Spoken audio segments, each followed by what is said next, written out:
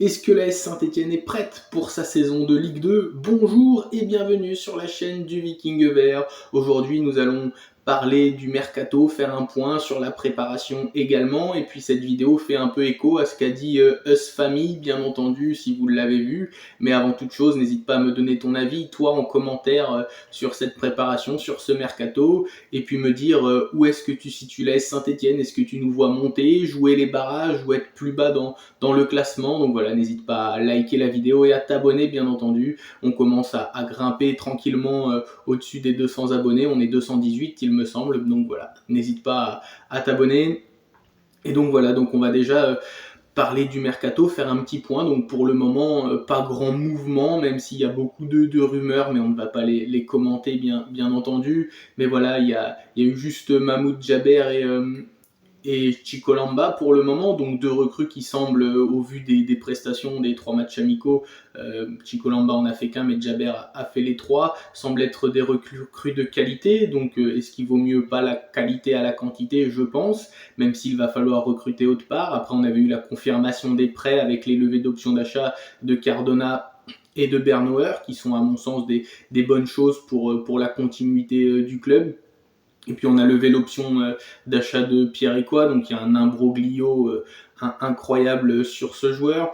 À mon sens, il n'aurait pas fallu lever l'option d'achat de Pierre Ecois, même si euh, Orneland l'apprécie beaucoup et que nos dirigeants voulaient le conserver. Il faut aussi savoir que le joueur, lui, ne voulait pas évoluer en Ligue 2 et pense être capable de jouer plus haut. Donc voilà, à mon sens, il ne fallait pas lever l'option d'achat et éviter une situation telle. Donc on ne sait même pas en fait finalement où est quoi. Donc c'est une situation compliquée. Mais bon voilà, il y a des dirigeants pour la gérer. Soit on arrive à lui expliquer, écoute, on a levé l'option d'achat, c'était dans le terme du contrat et tu joues avec nous en Ligue 2, ou alors il va falloir lui trouver un nouveau club, et c'est ce qui semble prendre la voie de se trouver un nouveau club. Donc on va voir, c'est une affaire à suivre, mais voilà, moi je n'aurais pas levé l'option d'achat.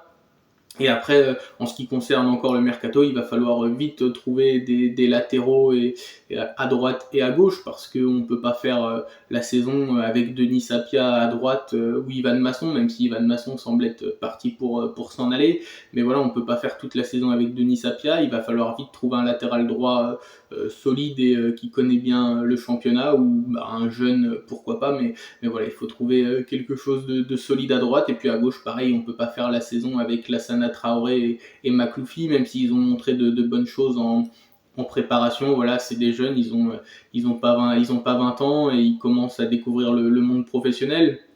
Même s'il se débrouille bien et qu'il y a de la qualité, ça me semble juste pour jouer toute la saison en Ligue 2. Encore une fois, c'est pour toute la saison. Après, pour rentrer, faire 25-30 minutes en fin de match pour suppléer le latéral gauche titulaire, ou quand il y a un blessé ou un suspendu à ce poste-là, bah bien sûr que ce sont des joueurs qui feront l'affaire et puis ils gagneront du temps de jeu, de l'expérience, et je pense que ça peut devenir des joueurs très intéressants.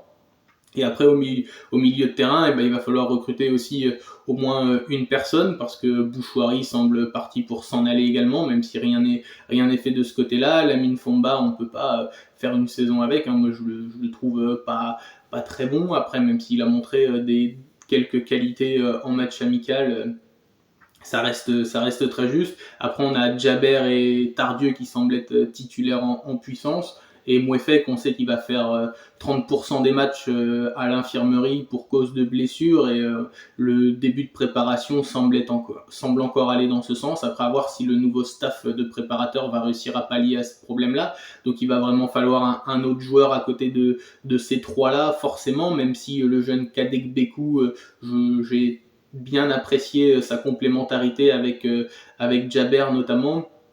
Donc voilà, on sait que ce jeune joueur pourra dépanner et faire des bouts de match, même si je pense encore une fois que sur un jeune joueur comme ça, même si ça peut être une bonne surprise sur une saison, je pense qu'on peut pas tout reposer sur que des jeunes, surtout dans un championnat dur comme la Ligue 2. Et puis après, devant, on ne sait pas où vont aller Stassin et Davitashvili. Donc pour l'instant, ils sont chez nous. Ça fait Stassin, Davitashvili, Cardona, Benold, Boakier. Et puis El Jamali et Nguessan du côté des jeunes. Donc je pense que la ligne offensive, si les deux Stassin et Davitashvili restent, eh bien ça c'est largement suffisant pour la Ligue 2. plus l'arrivée de Dufus, donc il y a un petit problème administratif, ce qui fait qu'il n'est toujours pas officialisé, mais je pense que la ligne offensive n'est pas un problème. Donc voilà, pour le mercato, je pense qu'il faut récupérer un latéraux de chaque côté et un milieu de terrain. Et après, j'ai pas parlé de la défense centrale parce que si Nade et Batubinsika ne s'en vont pas, je pense que on a ce qu'il faut à ce poste-là. Et puis au poste de gardien, bien sûr, c'est Gauthier Larsonneur qui pour moi ce n'est pas un problème. Donc voilà, on a un 11 qui va commencer à se dessiner, on a des chantiers à finir. Et donc voilà, pour répondre à Us Family qui disait bon bah si on remonte de Ligue 2 en Ligue 1, on sera prêt pour la Ligue 1. Bah ouais, mais mon petit bonhomme, avant de penser, je dis mon petit bonhomme, mais mon monsieur Us Family, avant de penser à être prêt pour la Ligue 1, faut être prêt pour cette saison de Ligue 2 qui est d'autant plus importante, c'est qu'il y a une forte attente. Vous avez mis beaucoup d'argent, vous avez réinjecté jusqu'à 60 millions le budget du club général, un gros budget transfert.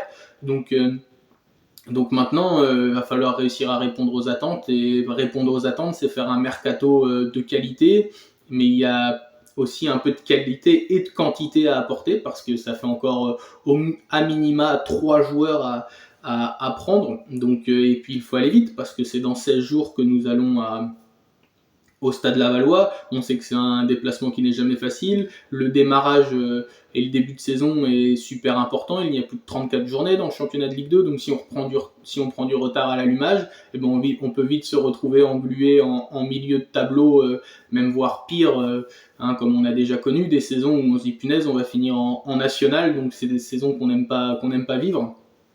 Et voilà, donc il va falloir absolument s'activer vite sur le mercato, parce qu'il y a des clubs, ils ont déjà un effectif somme toute quasiment prêt, il leur reste plus que 1 ou 2 ajustements à faire, et le Stade Lavallois fera partie de ces clubs qui seront prêts direct. Alors après, il y a Dunkerque qui est dans un micmac avec leur entraîneur qui s'en allait, enfin voilà, on n'est pas là pour commenter les autres, mais Dunkerque qui semblait être un concurrent également pour les places de barragistes à minima, et semble un petit peu déstabilisé en ce moment avec le départ de leur coach. Donc ça peut peut-être nous profiter, mais nous, il va falloir qu'on accélère véritablement sur ce mercato.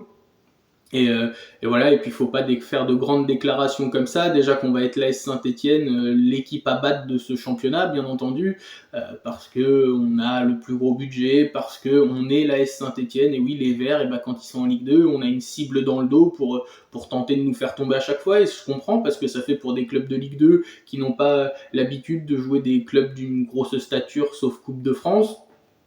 Et bien ça leur permet de montrer que voilà, même si c'est Saint-Etienne en face, on est peut-être plus petit, mais on n'a pas peur et on y va. Donc ils jouent toujours libérés contre nous et ils se donnent toujours à 120, 200, 300% même pour nous battre.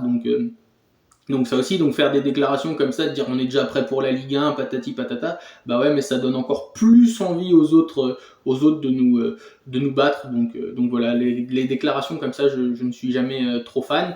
Travaillons bien, travaillons caché, parce que c'est toujours en travaillant caché, vivre heureux, c'est vivre caché.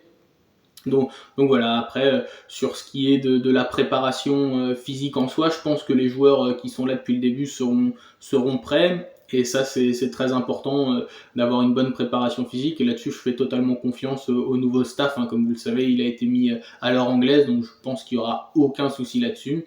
Donc voilà, n'hésite pas à me dire en commentaire ce que tu attends de cette saison, où tu penses que Saint-Etienne sera situé dans le championnat de Ligue 2. C'était le Viking Vert. Ciao, ciao!